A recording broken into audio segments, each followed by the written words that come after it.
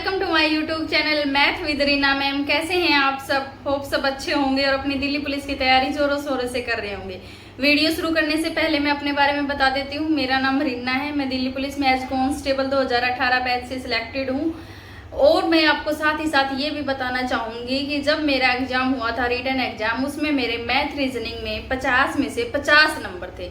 जी हाँ, 50 में से 50 नंबर। और आज की वीडियो में मैं आपको यही जो इसका सीक्रेट है कि हाँ मैंने कैसे स्टडी करी थी, मैंने कैसे प्रिपरेशन करा था कि मेरे 50 में से 50 नंबर आए थे मैथ रीजनिंग में।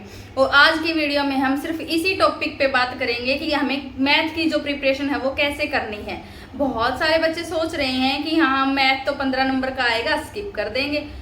नहीं, मैथ स्किप करने से आपका सिलेक्शन नहीं होगा। ये दिमाग से फितूर निकाल दो कि हाँ हमने मैथ स्किप कर दिया और हमारा सिलेक्शन हो जाएगा, क्योंकि जो सिलेक्शन होता है वो आपका मैथ रीजनिंग के नंबर पे ही डिपेंड करता है। क्योंकि जीके एक ऐसा सब्जेक्ट है जिसमें एवरेज स्कोर ही होता है हर एक बच्चे का।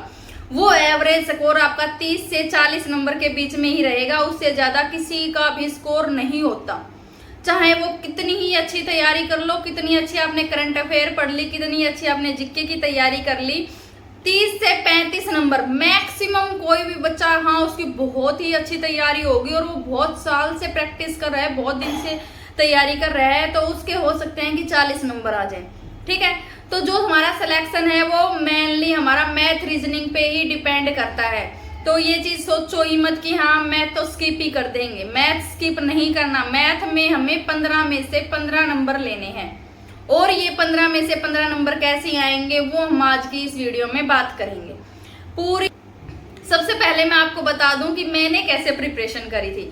देखिए, मेरा प्रिपरेशन करने का तरीका अलग था। मेरा प्रिपरेशन करने का तरीका कैसे था? देखो, उस टाइम पे क्या था कि एक तो मेरे पास सिर्फ एक ही बुक थी मैथ की, ठीक है, और दूसरा था मैं ऑफलाइन कोचिंग लेती थी। आजकल के बच्चों के पास इतने सारे स्कोप हैं, आपको ऑनलाइन बेस्ट से बेस्ट टीचर मिलते हैं। गगन प्रताप सर हैं, राकेश यादव सर हैं, आदित्य रंजन सर हैं, और भी बहुत सारे टीचर हैं यूट्यूब पे जो जिनसे आपको मैथ पढ़ने को मिलता है।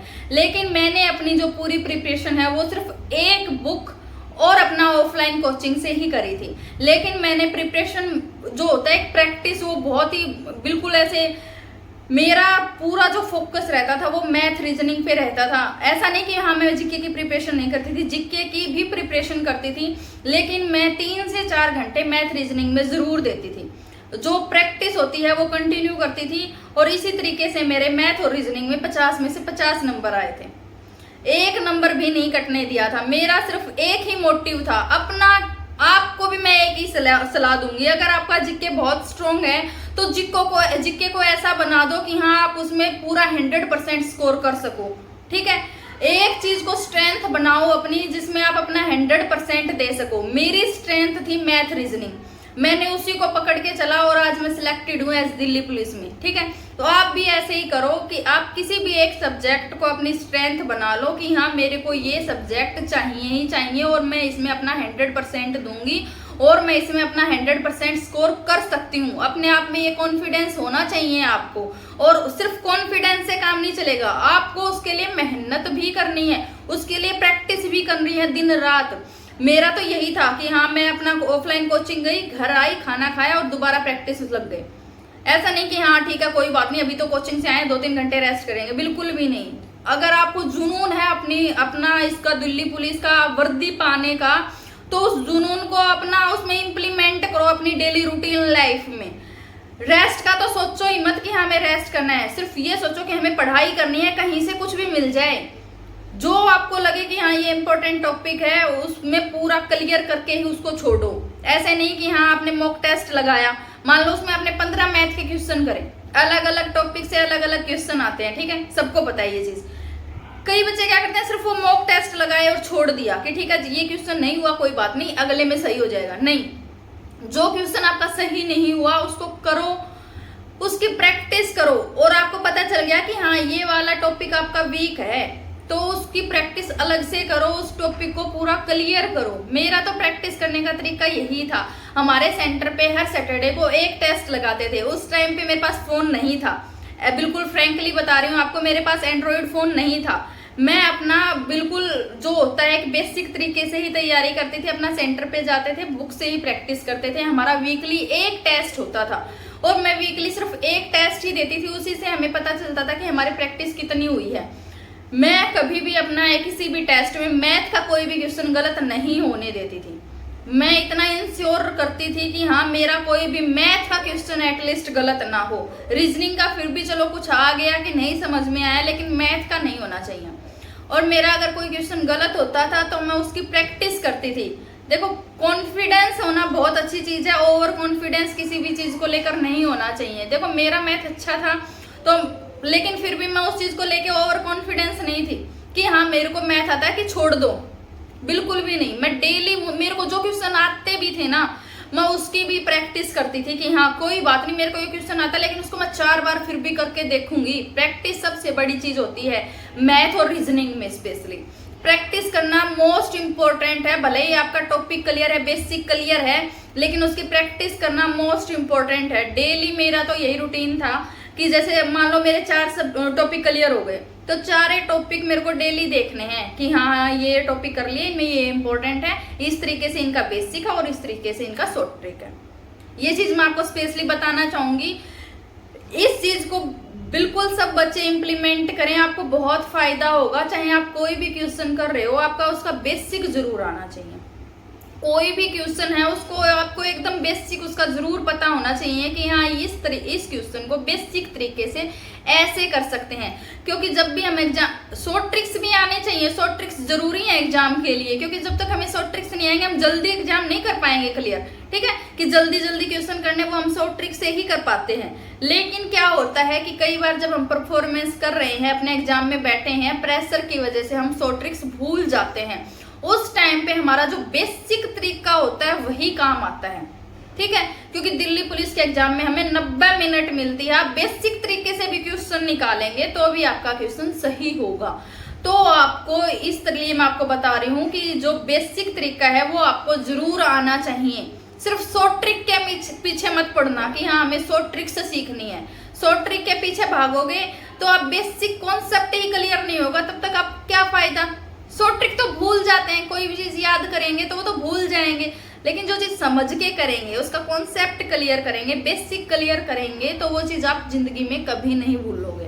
तो मेरा आपको यही राय है कि आप किसी भी चीज का, जब भी आप मैथ पढ़ रहे हो तो उसका कॉन्सेप्ट जरूर आपका क्लियर होना चाहिए। वह चाहे कोई भी टॉपिक है, परसेंटेज है, लाभ हानि है, टाइम एंड वर्क है, कोई भी है, आपको उसका बेसिक पता होना चाहिए कि वो कॉन्सेप्ट है क्या, कैसे क्वेश्चन निकलता है और कैसे हम उसको शॉर्ट ट्रिक्स करते हैं। शॉर्ट ट्रिक्स भी करो साथ साथ और उसका बेसिक भी क्लियर करते चलो।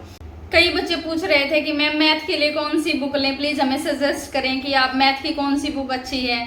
तो मैं आपको बता दूं कि सबसे पहले तो मैं आपको दिखाती हूँ कि मैंने कौन सी बुक से प्रैक्टिस करी थी, मेरे पास कौन सी बुक थी।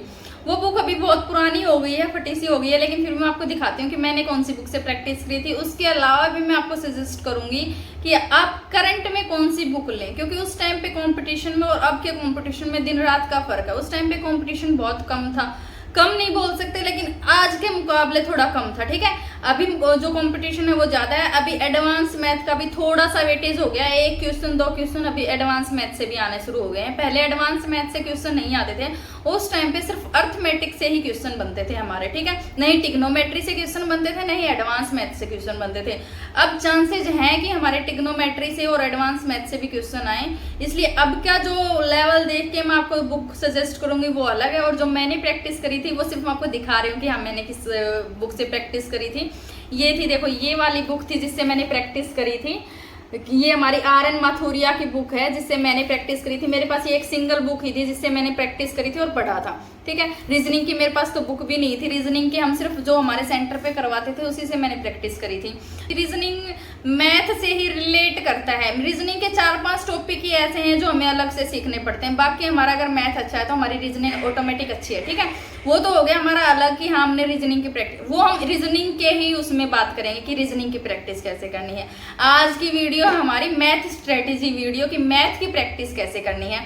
तो आज की वीडियो में हम सिर्फ मैथ के बारे में ही बात करेंगे। ठीक है, ये तो होगी मेरी बुक जो मैंने प्रैक्टिस करी थी। थोड़ी सी हालत खस्ता हो रखी है अब जो मैं आपको बताऊंगी कि अब हमें कौन सी बुक से प्रैक्टिस करनी है। देखिए, अगर आपको बेसिक से करना है तो ये बुक भी अच्छी है। अगर आपके पास कोई भी बुक है आप उसी से प्रैक्टिस करो। ऐसा नहीं कि मैंने सजेस्ट कर दिया आप इसी बुक से यही बुक खरीदोगे और इसी बुक से प्रैक्टिस करोगे। इस बुक को खरीदने की जरूरत नहीं है। जो बुक आपके पास है आप उसी से प्रैक्टिस करो, ठीक है। आपके पास जो बुक अवेलेबल है आप उससे प्रैक्टिस कर सकते हैं। कोई भी बुक अच्छी बुक हो जिसमें आपको सारे क्वेश्चन हो, सारे टॉपिक्स हों और जिसमें आपको प्रैक्टिस करने में इजी रहे, जिसमें पूरा कॉन्सेप्ट क्लियर कर रखा हो, आप वो बुक ले लें। या फिर जो भी आपके पास अवेलेबल बुक है आप उसी से प्रैक्टिस करो, ठीक है।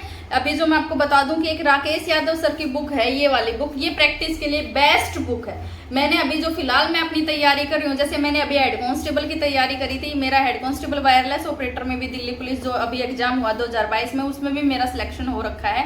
तो अभी जो करंट में मैंने तैयारी करी वो मैंने इस बुक से करी। जो मैंने कांस्टेबल की तैयारी करी थी वो मैंने उस बुक से करी थी, और जो मैंने हेड कांस्टेबल के लिए तैयारी करी है वो मैंने इस बुक से करी। ये राकेश यादव सर की बुक है जो इसमें आपको सारे टॉपिक्स मिल जाएंगे। मैंने 2 पार्ट बना रखे हैं, बहुत मोटी बुक हो जाती है, ठीक है। ये वाली बुक आप ले लो प्रैक्टिस के लिए। अगर आपका बेसिक क्लियर है, आपको सिर्फ प्रैक्टिस करनी है। इसमें हर टॉपिक से 200 से 250 क्वेश्चन है, जिससे आपकी बहुत अच्छे से प्रैक्टिस हो जाएगी। इसलिए आप ये वाली बुक खरीद लें अगर आपको खरीदनी है तो। अगर आपके पास ऑलरेडी बुक है तो मैं दोबारा बोल रही हूँ, अगर आपके पास ऑलरेडी बुक है तो आप उसी से प्रैक्टिस करो।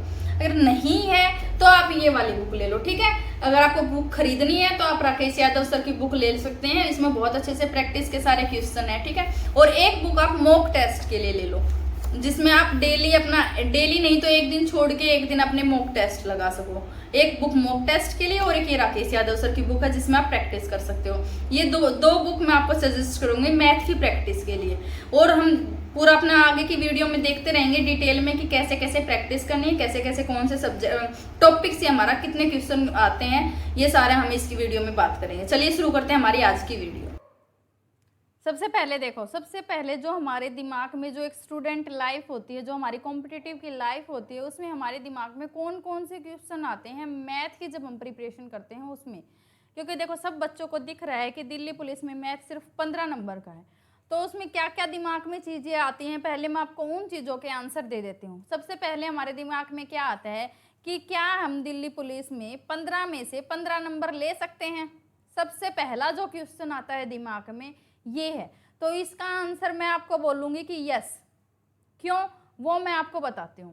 देखो, मैंने दिल्ली पुलिस का जो मेरा एग्जाम था उसमें मैंने मैथ रीजनिंग में, जैसा कि मैंने आपको वीडियो में पहले ही बताया कि मेरे 50 में से 50 थे।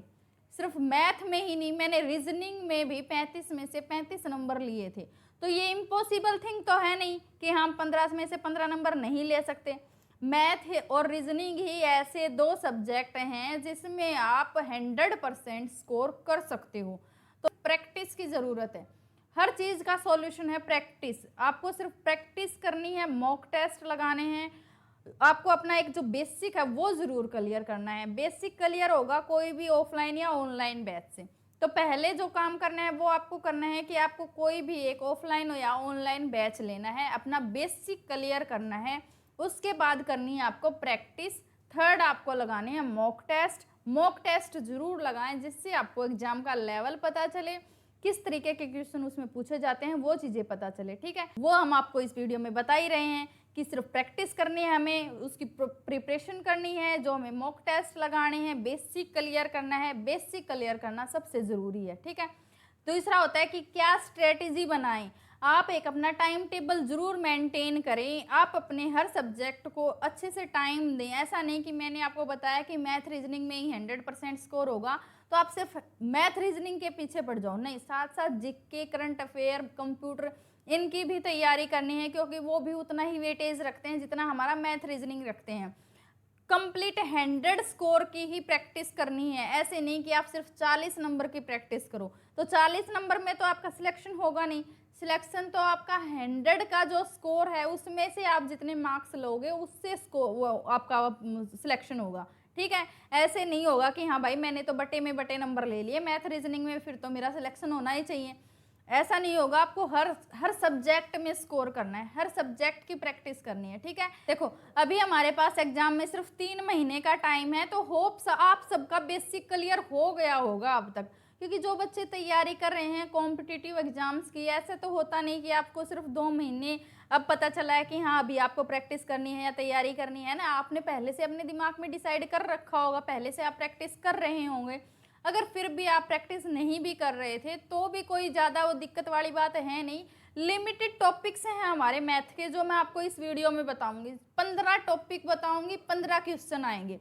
आपको सिर्फ उन 15 टॉपिक की ही प्रैक्टिस करनी है, उसके अलावा कुछ नहीं पढ़ना मैथ में, ठीक है। वो सिर्फ 15 टॉपिक की प्रैक्टिस करनी है। 15 टॉपिक आप मान लो पर डे, पर टॉपिक को सिर्फ 5 या 6 दिन भी देते हो तो भी आपकी बहुत अच्छे से प्रिपरेशन हो जाएगी। अभी भी आपके पास इतना टाइम है कि आप अगर बेसिक से भी तैयारी शुरू करोगे तो भी आपकी प्रैक्टिस अच्छे से हो जाएगी, ठीक है। नेक्स्ट क्वेश्चन देखने जो आपके दिमाग में आता है, बुक्स मैंने आपको बताया कि राकेश यादव सर की आप बुक ले सकते हो। उसके अलावा जो आपके पास बुक अवेलेबल है, बुक से कोई भी फर्क नहीं पड़ता। बुक से सिर्फ इतना ही फर्क पड़ सकता है कि हाँ एक बुक में आपको 100 क्वेश्चन मिल जाएंगे प्रैक्टिस के लिए, दूसरी में आपको 150 मिल जाएंगे, 200 मिल जाएंगे, इससे ज़्यादा फर्क नहीं पड़ेगा बुक से। अगर आपके पास 100 क्वेश्चन वाली भी बुक है उसको आप 2 बार कर लो। हमें तो प्रैक्टिस से ही मतलब है ना, प्रैक्टिस करनी है हमें तो, चाहे आप 100 क्वेश्चन की 2 बार 3 बार प्रैक्टिस कर लो या 250 क्वेश्चन की 1 बार कर लो, सेम चीज होती है। ऐसा नहीं होता कि हाँ हमने अलग अलग इक्वेशंस की अलग अलग कैलकुलेशन करके देखी उससे हमारी ज़्यादा प्रैक्टिस बनेगी। मैथ में सिर्फ आपको प्रैक्टिस चाहिए होती है, कॉन्सेप्ट क्लियर होना चाहिए, शॉर्ट ट्रिक्स आपको आनी चाहिए और प्रैक्टिस आपको करनी है। ऑफलाइन और ऑनलाइन, देखो मैंने करी थी ऑफलाइन प्रैक्टिस। अगर आपके पास टाइम है, कोई नियर बाई आपके सेंटर है जिसमें आपको लग रहा है कि हाँ अच्छे से प्रैक्टिस आपकी हो जाएगी तो आप ऑफलाइन ही ज्वाइन करो। जितना अच्छे से आपको ऑफलाइन में समझ में आएगा उतना अच्छे से ऑनलाइन में समझ में नहीं आएगा। बहुत सारी जगह क्या होगा, यूट्यूब पे मान लो आपको कोई प्रैक्टिस करनी है, कोई एक टॉपिक की प्रैक्टिस करनी है तो ऑनलाइन बहुत अच्छा है। ऑनलाइन आपके लिए तब अच्छा है अगर मान लो आप कोई क्वेश्चन में अटक रहे हो, आपको उसका सॉल्यूशन नहीं मिल रहा, तो आप यूट्यूब पे सर्च करो, गूगल पे सर्च करो, आपको अच्छे से उसका सॉल्यूशन मिल जाएगा। तो वो दोनों में ही प्रैक्टिस करनी है आपको। कोचिंग ऑफलाइन लेनी है, लेकिन अगर आपको कोई कहीं पे डाउट आ रहा है तो आप ऑनलाइन सर्च करो, उस डाउट को क्लियर करो, ठीक है। मतलब बहाने मत ढूंढो, आप प्रैक्टिस करो। बहाने ढूंढने के लिए वो बच्चे हैं जिनको सिलेक्शन नहीं लेना। आपको सिलेक्शन लेना है तो बहाने मत ढूंढो। जिस बच्चे को सिलेक्शन लेना है वो बहाने नहीं ढूंढेगा, वो प्रैक्टिस करेगा, वो प्रैक्टिस करेगा। उसके पास जो भी लिमिटेड चीज़ें हैं, लिमिटेड बुक्स हैं, उन्हीं से प्रैक्टिस कर लेगा, ठीक है। तो आपको लिमिटेड एडिशंस हैं, जो लिमिटेड बुक हैं उसमें से ही प्रैक्टिस करनी है। लेकिन प्रैक्टिस अगर आपके पास 100 क्वेश्चन की बुक है, आप 2 बार प्रैक्टिस कर लो, 3 बार कर लो, 4 बार कर लो, जितना आपके पास आपको टाइम मिल रहा है उतनी प्रैक्टिस करो। लेकिन एक चीज़ जरूर इस चीज़ को ध्यान में रखो, ऐसे नहीं करना कभी भी कि हाँ एक दिन आपने 5 घंटे एक सब्जेक्ट को दे दिए और दूसरे दिन आपको ने वो सब्जेक्ट पढ़ा ही नहीं। हर सब्जेक्ट को पर डे के हिसाब से एक रेगुलर अपनी स्टडी रखनी है और इस तरीके से प्रैक्टिस करनी है कि हाँ आप डेली एक कॉन्सेप्ट जरूर क्लियर करें। उसके लिए आपके दिमाग में इतना कॉन्फिडेंस होना चाहिए कि अगर आपको रात को भी उठा के कोई पूछे ना कि हाँ भाई ये क्वेश्चन था बता दे, तो आप उसी टाइम पे उसको बता दो। मेरे टाइप में आपको इतना कॉन्फिडेंस होना चाहिए कि हाँ मैंने कर लिया, आप चाहे कभी भी पूछ लेना भाई मेरे को आता है, इतना कॉन्फिडेंस होना चाहिए। जब तक आपका कॉन्फिडेंस बिल्ट नहीं होगा तब तक आप एग्जाम में अच्छा परफॉर्मेंस नहीं कर पाओगे। तो अपना कॉन्फिडेंस इतना हाई रखो, इतना अच्छा रखो कि हाँ मैंने ये क्वेश्चन करा हुआ है तो मेरे को आता है। मैंने प्रैक्टिस और मॉक टेस्ट बोथ, प्रैक्टिस भी करनी है, मॉक टेस्ट भी लगाने हैं, दोनों चीज़ें करनी है हमें। प्रैक्टिस साथ साथ करते रहना है। मॉक टेस्ट आप अगर आप 2 दिन में भी एक लगाते हो तो भी कोई दिक्कत नहीं है, 3 दिन में भी एक लगाते हो तो भी कोई दिक्कत नहीं है। मॉक टेस्ट हमारा खुद का एनालाइज होता है कि हमें कितना आता है, ठीक है। और प्रैक्टिस तो हम कितना इम्प्रूव कर सकते हैं वो चीज़ होती है। 2 चीज़ें होगी देखो अलग अलग। प्रैक्टिस से हम अपना इम्प्रूवमेंट कर रहे हैं, मॉक टेस्ट से हम अपना एनालाइज कर रहे हैं अपनी चीज़ को कि हमें कितना आता है, ठीक है। तो हमें दोनों चीज़ करनी है, प्रैक्टिस भी करनी है और मॉक टेस्ट भी लगाने हैं। नेक्स्ट है हमारा, एक बच्चे ने मेरे से क्वेश्चन पूछा था कि मैडम प्रीवियस ईयर क्वेश्चन हम अगर कर लें तो क्या वो इनफ है। देखो प्रीवियस ईयर क्वेश्चन से हमें सिर्फ एक अंदाजा लगेगा कि हाँ कैसे कैसे क्वेश्चन दिल्ली पुलिस कांस्टेबल के एग्जाम में पूछे जा रहे हैं या पूछे जाते हैं, लेकिन वो इनफ नहीं है।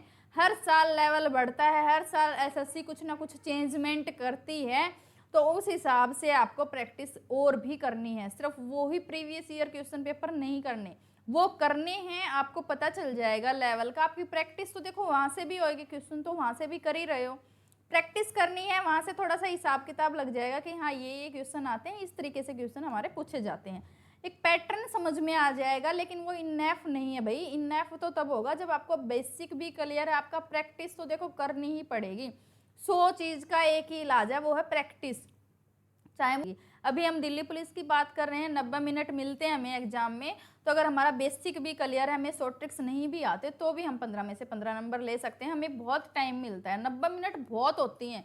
आधा घंटा भी मैथ को दोगे तो भी कोई दिक्कत नहीं है, आधा घंटा रीजनिंग को दो, आधा घंटा मैथ को दो, बाकी आधे घंटे में आपका जो भी होता है, कंप्यूटर है, जिक्के है आपका, वो हो जाता है। जिक्के में इतना ज़्यादा टाइम नहीं लगता, अगर आपको आता है टिकी तो करना है, ठीक है। मैथ रीजनिंग को टाइम देना है, और मैथ रीजनिंग में स्कोर कोशिश करो कि 95% आप करो। मेरी तो मानना है कि आप 100% करो। अगर आप मेरा राय मान रहे हो, मेरे तरीके से जैसे मैंने पढ़ाया बताया है आपको, या फिर मैं अपने चैनल पे आपको पढ़ा रही हूँ, उस तरीके से अगर आप पढ़ रहे हो तो आप 100% स्कोर जरूर करोगे, क्योंकि मैंने भी 100% स्कोर किया है। मैं इतने कॉन्फिडेंस से तब आपको बता रही हूँ जब मैंने किया है, तो आप भी कर सकते हो। अपने दिमाग में ये चीज़ पहले तो अपना माइंड सेट ऐसा रखो कि हाँ भाई मेरे को स्कोर करना है, मैं इतना स्कोर कर सकता हूँ, ठीक है। नेक्स्ट है एडवांस मैथ। एडवांस मैथ का वेटेज दिल्ली पुलिस कांस्टेबल के एग्जाम में नील के बराबर है। लेकिन देखो, कोई भी टीचर आपको ऐसा नहीं है कि वो आपको कंफर्म ये बोल दे कि आप एडवांस मैथ छोड़ दो, क्योंकि पता नहीं भाई कहाँ पे क्या पूछ ले, है ना। दिल्ली पुलिस कांस्टेबल का एग्जाम है, 1 नंबर आपको क्यों खोना है। एडवांस मैथ इतना कोई ज़्यादा तो है नहीं, थोड़ा सा पढ़ना है, थोड़ा सा प्रैक्टिस करनी है, उसमें आप 2 दिन 3 दिन 4 दिन मैक्सिमम 10 दिन प्रैक्टिस कर लो बस, है ना। इतना ज़्यादा डीप में मत पढ़ो। अगर आपका एडवांस मैथ से क्वेश्चन आता भी है तो बहुत ही बेसिक क्वेश्चन आएगा, वो आप इजीली कर पाओगे, ठीक है। एडवांस मैथ से इतना ज़्यादा टफ क्वेश्चन आपका नहीं आएगा, ठीक है। नेक्स्ट है टिग्नोमेट्री। टिग्नोमेट्री का अब तक के इतिहास में दिल्ली पुलिस के कांस्टेबल के एग्जाम में अभी तक कोई भी क्वेश्चन अभी तक नहीं आया है। अभी जो दिल्ली पुलिस हेड कांस्टेबल का पेपर हुआ था, जो मैंने दिया था, उस टाइम पे आया था एक क्वेश्चन, लेकिन कांस्टेबल के एग्जाम में अभी तक नहीं आया, ठीक है। तो टिग्नोमेट्री का क्वेश्चन अभी तक नहीं आया है। अगर आप फिर भी करना चाहो तो जैसे जो बेसिक्स हैं, साइन कोस टेन, ये वाली चीज़ें सीख सकते हो कि हाँ ये 6 फॉर्मूला हमारे कहाँ से आए, कैसे बनते हैं, ये वाली चीज़ें जो बेसिक है, बिल्कुल लिख के देख लो 2-3 बार तो ये वैसे याद हो जाएंगी। एक समकोण त्रिभुजी तो होता है, उसमें सारी चीज़ें 3 चीज़ों पे ही डिपेंड करती हैं। बेस होता है हमारा आधार, परपेंडिकुलर होता है हमारा लंब, और कर्ण होता है हाइपोटेन्यूस। ये 3 चीज़ें हैं जिनसे हमारे ये सारे फॉर्मूले बने हैं। तो थोड़ा सा आप अपना बेसिक ये टिग्नोमेट्री का कर लो, थोड़ा सा ही करना है, इतना ज़्यादा नहीं करना। एडवांस में और टिग्नोमेट्री में ये 2 टॉपिक ऐसे हैं जिसमें आप नॉर्मल थोड़ा सा प्रैक्टिस कर लो, कि मान लो अगर क्वेश्चन आ जाए तो आप हिसाब किताब लगा के थोड़ा सा इस तरीके से कि आप उसमें ऑप्शनल मेथड से जा पाओ, है ना। इस तरीके से प्रैक्टिस करो। मैंने करी थी प्रैक्टिस, देखो बिल्कुल फ्रेंकली बता रही हूँ, मैंने प्रैक्टिस करी थी, लेकिन मेरे एग्जाम में क्वेश्चन आया नहीं एडवांस से आया, नहीं टिग्नोमेट्री से आया, लेकिन मैंने प्रैक्टिस करी थी। तो मैं आपको भी यही सजेस्ट करूँगी कि देखो प्रैक्टिस करना हमारे हाथ में है ना। क्वेश्चन आना नहीं आना वो हमारे हाथ में नहीं है, लेकिन प्रैक्टिस तो हमारे हाथ में है। तो प्रैक्टिस करो, टिग्नोमेट्री की भी करो, एडवांस मैथ की भी। ज़्यादा टाइम मत दो, ज़्यादा टाइम दो अर्थमेटिक को, ज़्यादा वेटेज है अर्थमेटिक का। थोड़ा सा जैसे मान लो आधा घंटा दे दिया, 10 मिनट 15 मिनट जितना भी आप देना चाहो उस हिसाब से अपना टाइम मेंटेन करके उसको भी अपना 15-20 मिनट एडवांस और टिग्नोमेट्री को भी देनी है, ठीक है। स्किप और नोट सबसे बकवास क्वेश्चन है ये, जिस भी बच्चे के दिमाग में आया कि हमें स्किप कर सकते हैं कि नहीं, बिल्कुल भी नहीं करना। मैथ को स्किप करने का सोचना भी मत कि हम स्किप करें या नहीं, बिल्कुल भी नहीं करना स्किप। हमें मैथ करना ही नहीं है, हमें मैथ में 100% स्कोर करना है, ठीक है। तो ये वाला तो हमारा यहाँ से कट गया, बिल्कुल भी नहीं स्किप, तो बिल्कुल भी नहीं करना, ठीक है। हमें 100% स्कोर करना है। और इस वीडियो को देख के थोड़ा सा और तो मोटिवेशन मिला होगा आपको कि हाँ, कि जब कोई भी बच्चा 100% स्कोर करता है तो देखो अपने आप में कॉन्फिडेंस तो आता ही। इसीलिए मैं इतना कॉन्फिडेंस से आपको बोल रही हूँ कि आप 100% स्कोर कर सकते हैं, तो आपको करना ही है। अगर आपको दिल्ली पुलिस की नौकरी चाहिए, आपको वर्दी चाहिए, अगर आपको वर्दी से प्यार है, तो आपको मैथ रीजनिंग में 100% स्कोर करना है, ठीक है। नेक्स्ट देखते हैं, अब हम देखते हैं कि हमारे अर्थमेटिक से कौन से टॉपिक से कितने क्वेश्चन आएंगे। ठीक है, हमें उसी तरीके से पढ़ना है, उसी तरीके से प्रैक्टिस करनी है, उसके अलावा कोई भी टॉपिक नहीं पढ़ना। ठीक है, तो सबसे पहले देखते हैं अर्थमेटिक मैथ से हमारे कौन कौन से टॉपिक हैं और कितने क्वेश्चन कौन से टॉपिक से पूछे जाएंगे। सबसे पहले हमारा नंबर सिस्टम। नंबर सिस्टम से हमारा एक क्वेश्चन जरूर आएगा, तो नंबर सिस्टम की प्रैक्टिस जरूर करनी है, बिल्कुल भी नहीं छोड़ना। सबसे बेसिक जो मैथ का, अर्थमेटिक मैथ्स का। इसके अलावा मैं पहले बता दूं, नंबर सिस्टम से पहले जो हमें करना है, सबसे पहले हमें क्यूब, ठीक है, क्यूब, स्क्वायर्स, ये वाली चीजें जरूर आनी चाहिए। क्यूब और स्क्वायर हमें जरूर आने चाहिए। और एक होता है हमारे पहाड़े, पहाड़े भी आपको 30 तक तो कम से कम आने ही आने चाहिए कि हाँ। सबसे पहले हमारा नंबर सिस्टम, नंबर सिस्टम से हमारा एक क्वेश्चन जरूर बनेगा। उसके अलावा देखो नंबर सिस्टम, सिंप्लीफिकेशन और अलजेब्रा, ये हमारे सेम एक ही टॉपिक है जो हमारा नंबर सिस्टम में ही काउंट होता है, लेकिन मैंने इनको अलग अलग कैसे डिवाइड करा है। देखो नंबर सिस्टम में हमारा एक क्वेश्चन अलग बनेगा, कोई भी क्वेश्चन पूछ लेंगे नंबर से रिलेटेड, ठीक है, उसका स्क्वायर ये है, भागफल ये है, या इतने से भाग किया तो ये संख्या है, इस तरीके से हमारा नंबर सिस्टम का क्वेश्चन बनता है। ठीक है, दूसरा है हमारा सिंप्लीफिकेशन। सिंप्लीफिकेशन में सिंपली आपको एक इक्वेशन दी मिलेगी, उसका आंसर आपको निकालना है। वो क्वेश्चन आपको हर एक एग्जाम में देखने को मिलेगा दिल्ली पुलिस कांस्टेबल के, चाहे वो 17 के बैच का है, चाहे 20 के बैच का है, 22 का है, कोई भी आप दिल्ली पुलिस का पेपर उठा लो, उसमें आपको सिंप्लीफिकेशन से एक क्वेश्चन, जो ये लाइन में क्वेश्चन आता है कि ब्रेक कट से पूछ लिया, board mass formula, in short आपको बोले तो बोर्ड मास फॉर्मूला से एक क्वेश्चन आपको जरूर मिलेगा। तो बोर्ड मास फॉर्मूला आप बिल्कुल अच्छे से प्रिपेयर कर लो कि कैसे कैसे क्वेश्चन आप बोर्ड मास फॉर्मूला से निकाले जाते हैं। ठीक है, दो हो गए हमारे यहाँ पे, नंबर सिस्टम हो गया, सिंप्लीफिकेशन हो गया। नेक्स्ट है हमारा अलजेब्रा। अलजेब्रा से भी आपका एक क्वेश्चन बनता है, तो आप अलजेब्रा की भी प्रैक्टिस अच्छे से करें। अलावा हमारा है एलसीएम और एचसीएफ। एलसीएम और एचसीएफ से भी हमारा एक क्वेश्चन जरूर बनता है। ठीक है, एसएससी के और एग्जाम्स में इतनी वेटेज नहीं है एलसीएम एचसीएफ की, लेकिन दिल्ली पुलिस के एग्जाम में एलसीएम एचसीएफ से क्वेश्चन बनता है, तो इसकी प्रैक्टिस भी हमें अच्छे से करनी है। 4 क्वेश्चन हो गए, 4 नंबर हो गए यहाँ पे। ठीक है, 4 टॉपिक, 4 क्वेश्चन। नेक्स्ट है हमारा परसेंटेज। परसेंटेज से क्वेश्चन आए ना आए, लेकिन घुमा फिरा के परसेंटेज तो हमसे पूछते ही पूछते हैं। जैसे कि प्रॉफिट एंड लॉस दे दिया, प्रॉफिट एंड लॉस का कोई भी एक क्वेश्चन मिल गया हमें। Profit and loss mostly percentage पे ही डिपेंड करता है, अगर हमारा परसेंटेज क्लियर है तो प्रॉफिट एंड लॉस हम अच्छे से कर लेंगे। ठीक है, तो हमारा परसेंटेज से भी क्वेश्चन बनता है, प्रॉफिट एंड लॉस से भी क्वेश्चन बनता है। जो अर्थमेटिक के लिमिटेड टॉपिक्स हैं और हमारे जो 15 क्वेश्चन आएंगे इन्हीं सारे टॉपिक से बनते हैं। ठीक है, तो 5वां टॉपिक है हमारा परसेंटेज, उसके अलावा है हमारा प्रॉफिट एंड लॉस, उससे बाद में हमारा एसआई एंड सीआई, साधारण और चक्रवर्ती ब्याज से एक क्वेश्चन जरूर आता है, तो उसकी भी अच्छे से प्रैक्टिस करें। मोस्टली जो क्वेश्चन देखने को मिलता है वो सीआई और एसआई का अंतर दे देते हैं, मूलधन, दर या समय हमसे पूछ लेते हैं, तो ये वाला टाइप बहुत अच्छे से प्रिपेयर करना है आपको। मैं टाइप भी बता रही हूँ पर्टिकुलर आपको कि कौन कौन से टाइप से क्वेश्चन आपका बनता है। ठीक है, नेक्स्ट है हमारा 8th टॉपिक है हमारा 8 नंबर क्वेश्चन। ठीक है, रेशियो एंड प्रोपोर्शन, अनुपात और समानुपात से भी हमारा एक क्वेश्चन आता है हर एक पेपर में। उसके अलावा हमारा आता है टाइम एंड वर्क से, एक क्वेश्चन हमारा टाइम एंड वर्क से भी बनता है, तो इस टॉपिक को भी बहुत अच्छे से करना। बहुत छोटा टॉपिक है और बहुत इसमें बिल्कुल बेसिक क्वेश्चन ही आता है, बिल्कुल जैसे ए ने इतने दिन में काम करा, बी इतने दिन में, दोनों मिलकर इतने दिन, इस तरह का ही क्वेश्चन आता है। इस ज़्यादा घुमा के क्वेश्चन नहीं पूछते, बिल्कुल जो सिंपल क्वेश्चन बनता है वो हमारा टाइम एंड वर्क से बनता है। ठीक है, तो टाइम एंड वर्क को भी करना है। उसके अलावा है टाइम, डिस्टेंस एंड ट्रेन, और ओब्लिक में मैंने लिखा है रेस। रेस का एक अलग से चोर पुलिस वाला क्वेश्चन बनता है। ठीक है, चोर पुलिस का ही क्वेश्चन बनता है हमारा रेस से, उसके अलावा कोई भी क्वेश्चन नहीं बनता जो एग्जाम में पूछा जाए।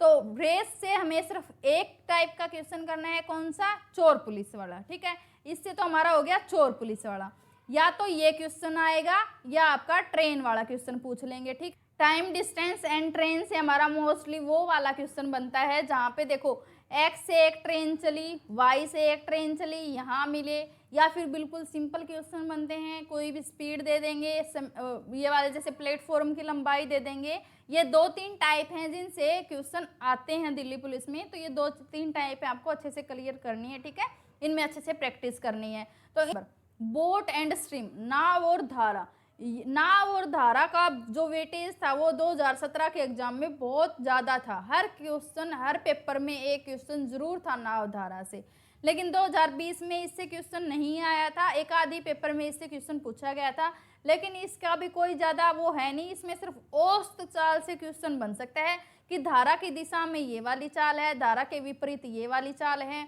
तो उसकी नाव की चाल बताओ या धारा की चाल बताओ। हो गया हमारा नाव धारा से कि एक क्वेश्चन आएगा, तो नाव धारा का टॉपिक भी आपको करना है। जो टॉपिक मैं आपको इस वीडियो में बता रही हूँ, आपको सिर्फ वही टॉपिक कवर करने हैं, इसके अलावा कोई भी अर्थमेटिक से टॉपिक आपको नहीं करना, ठीक है। नेक्स्ट है हमारा मेंसुरेशन से। ये टॉपिक थोड़ा सा इम्पोर्टेंट टॉपिक है, इसको आप ध्यान से देखना और जो जो मैं आपको बता रही हूँ वो नोट डाउन भी करना। सबसे पहले आपको 2D और 3D दोनों में ये पता होना चाहिए कि कितनी आकर, जैसे 2D में कौन कौन से हैं, जैसे वर्ग है, आयत है और वृत्त है। ये 3 चीजें हैं जो 2D, और इसके अलावा हमारा त्रिभुज। त्रिभुज से क्वेश्चन बनने के चांसेस बहुत कम हैं। वर्त, आयत और वर्त, उससे वर्ग से ही हमारे क्वेश्चन बनते हैं, ठीक है। 2D से हमारे 4 हो गए, कौन कौन से, वर्त, आयत, वर्ग और त्रिभुज, ठीक है। इन 4 टॉपिक से हमारे क्वेश्चन बनते हैं। उसके अलावा बनते हैं हमारे 3D से, जो मोस्ट चांसेस हैं वो हमारे क्वेश्चन बनने के हैं 3D से। तो 3D क्या, आपको जैसे बेलन, शंकु से बहुत कम क्वेश्चन बनते हैं, ज़्यादा चांसेस हैं कि आपके बेलन से क्वेश्चन बने या घन या घनाभ से क्वेश्चन बने। तो घन, घनाभ, बेलन और शंकु, ये 4 आपको क्लियर करने हैं 3D में, ठीक है। चाहे क्षेत्रफल से बने, सीधा सीधा फॉर्मूला बेस्ड क्वेश्चन होते हैं, फॉर्मूलाज आपको याद करने हैं। फॉर्मूला याद करने का तरीका मैं आपको बता दूं, इन फॉर्मूला को आप अपने एक डायरी में लिख लो, डायरी में लिख लो, कोई भी नोटबुक में लिख लो, आपकी मैथ की बुक है उसमें लिख लो फ्रंट पेज पे, ठीक है। जब भी आप मैथ पढ़ने के लिए बुक खोल लो तो सबसे पहले उन फॉर्मूला को पढ़ लो, सिंपल पढ़ लो। इतना टाइम है 90 दिन में, 90 दिन में 90 बार पढ़ोगे तो वो फॉर्मूला आपको टिप्स पे याद हो जाएंगे। उन फॉर्मूलाज को याद ही करना है, उसके अलावा कोई ऑप्शन है नहीं। तो उसको आप ऐसी जगह नोट डाउन करो, जैसे मान लो आप कहीं पे पढ़ रहे हो, ठीक है, वहीं पे अपना चिपका लो कि आप डेली सिर्फ एक बार देख लो, एक बार पढ़ लो उनको, मोटे मोटे थोड़ा सा पढ़ लो कि हाँ पढ़े हैं, सिर्फ रटने की जरूरत नहीं है, पढ़ोगे तो आपको याद हो जाएंगे। तो आप प्रैक्टिस करोगे तो उसमें आपको डेली फॉर्मूला यूज होंगे, आपको पता चलेगा कि इन फॉर्मूलाज का यूज हमें कैसे कैसे करना है, ठीक है। तो प्रैक्टिस करनी है और डेली फॉर्मूलाज को पढ़ना है। ये तो हो गया हमारा मेंसुरेशन 2D और 3D से। उसके अलावा हमारे आते हैं एवरेज और एवरेज स्पीड से क्वेश्चन एक जरूर बनता है। औसत से, औसत से भी नॉर्मली क्वेश्चन बनता है आपका कि एक बंदा आ गया या एक चला गया, इतने बंदे थे, औसत इतनी थी, ठीक है, इस संख्या में से इतना घटा दिया, इतना जोड़ दिया, ये वाला क्वेश्चन बनता है हमारा औसत से, ठीक है। उसके अलावा जो मैंने आपको शुरू में बताया कि एडवांस मैथ और टिग्नोमेट्री, देखो लास्ट में मैंने 2 ऑप्शन रखे हैं हमारा, एडवांस मैथ का और टिग्नोमेट्री का। चांसेस बहुत कम है कि इनसे क्वेश्चन बने। अगर इनसे क्वेश्चन नहीं आते, अगर इन दोनों से क्वेश्चन नहीं आते तो जो मोस्ट चांसेस हैं हमारे, तो सिंप्लीफिकेशन से उनसे ज़्यादा क्वेश्चन पूछ लेते हैं, या कोई भी एक टॉपिक से हमारे 2 क्वेश्चन आ जाएंगे, ठीक है। इस तरीके से हमारे 15 क्वेश्चन हमारे यहाँ पे कवर हो गए, और इन 15 टॉपिक की ही प्रैक्टिस हमें करनी है। जो जो मैंने आपको टॉपिक बताए उन सब की प्रैक्टिस करो, रेगुलर स्टडी करो, ऐसा नहीं कि एक दिन पढ़ लिया और एक दिन नहीं पढ़ा, ठीक है। अगर आपको ये वीडियो हेल्पफुल लगा तो वीडियो को लाइक करें, अपने सभी फ्रेंड्स के साथ शेयर करें, चैनल को सब्सक्राइब करना न भूलें। Thanks for watching.